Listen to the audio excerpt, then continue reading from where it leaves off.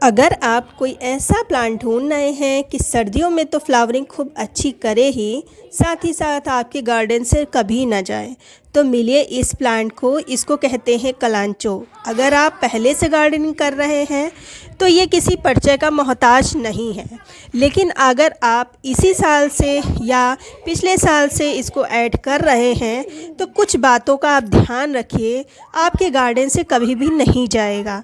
साथ ही साथ अगर आपने इसको लगा रखा है, प्लांट पर कलियां नहीं बनी हैं या प्लांट अच्छे से ग्रोथ नहीं कर रहा है, बिल्कुल पड़ा हुआ है ख़राब अवस्था में, तब उसको रीग्रोथ कैसे कराना है, क्या चीज़ इसमें डालना है, ये सब कुछ आज इस वीडियो में पाएंगे। तो समझ सकते हैं कंप्लीट इन्फॉर्मेशन इस प्लांट के बारे में। तो चलिए वीडियो को स्टार्ट करते हैं। सबसे पहले इसके बारे में बेसिक चीज़ें आप समझ लीजिए।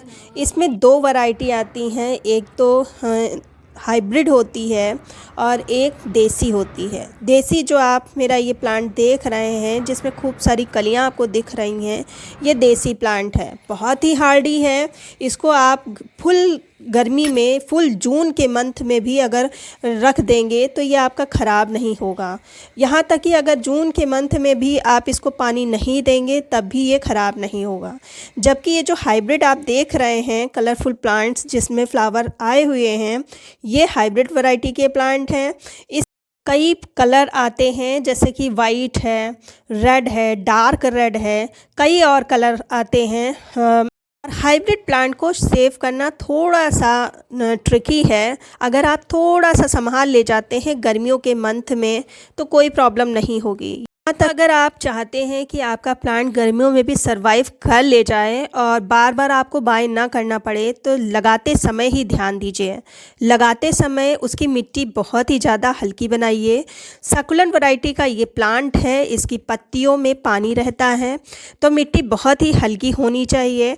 जैसे सक्युलेंट वैरायटी के प्लांट्स की मिट्टी होती है सेम वैसे ही बनाइए। उसमें परलाइट वगैरह मिक्स होती है।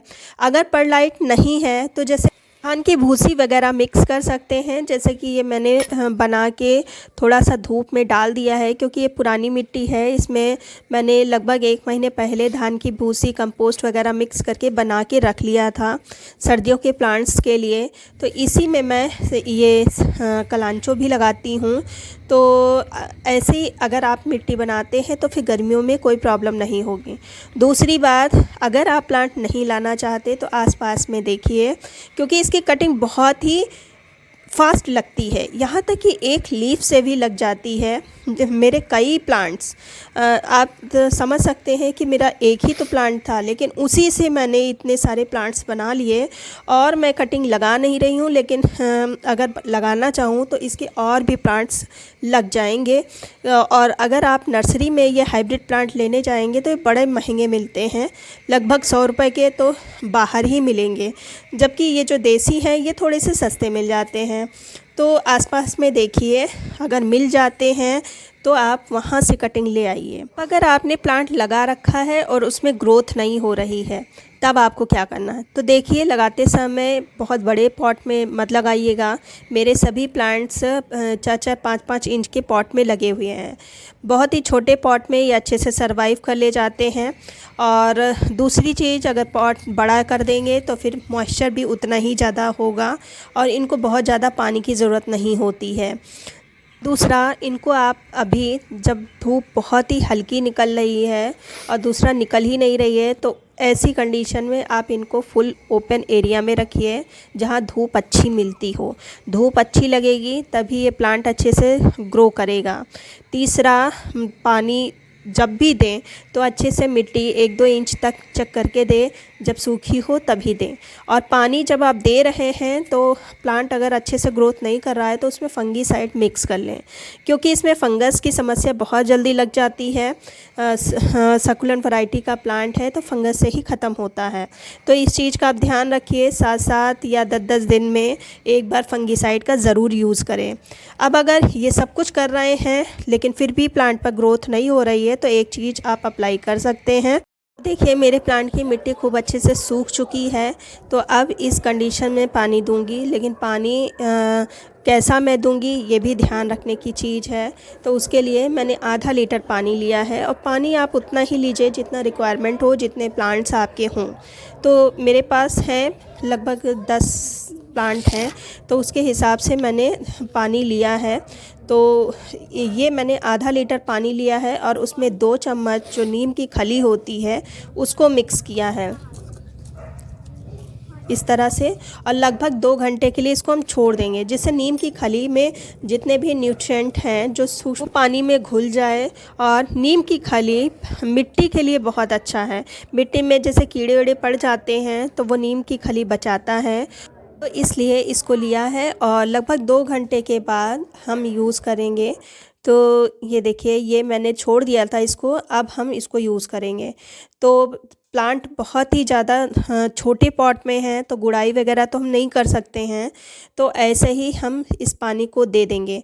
और वैसे भी प्लांट जब बुशी हो जाता है, घना हो जाता है, तब हम इसमें सॉलिड फर्टिलाइज़र तो दे नहीं सकते। और वैसे भी जो ये फ्लावरिंग हो गई है उसमें ही ये हम डालेंगे नीम की खली, जिससे ये फ्लावर थोड़े दिन टिके रहें, और साथ ही साथ प्लांट स्वस्थ बना रहे।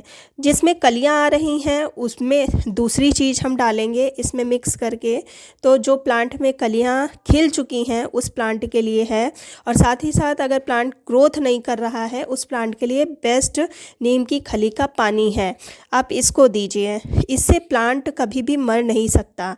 इसकी जगह पर अगर आपके पास नीम की खली नहीं है तो नीम की पत्तियों को खूब अच्छे से उबाल लीजिए, या धूप में थोड़ा सा उनको, इस समय धूप हालांकि नहीं है लेकिन जितनी भी निकल रही है, खूब अच्छे से उनको सुखा लीजिए।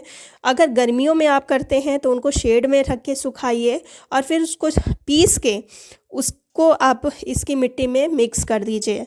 बहुत अच्छा फंगस के लिए है। तो ये मैंने डाल दिया है। अब अगर फ्लावरिंग आपके प्लांट पर कलियां बन चुकी हैं और फ्लावरिंग नहीं हुई है, तब आपको एक चीज़ डालना है जो कि मैंने पिछली बार आपको दिखाया था। ये जो ऑरेंज कलर के फ्लावर की कलियां लगी थी, इसमें मैंने डाला था। तो देखिए इसके फ्लावर कितने डार्क कलर के निकल के आए हैं। सेम वही चीज़ मैं इसमें देसी वाले में भी डालूँगी, जिसके कारण इसमें भी जो फ्लावर निकले वो डार्क कलर के निकलें और थोड़े दिन टिके भी रहें।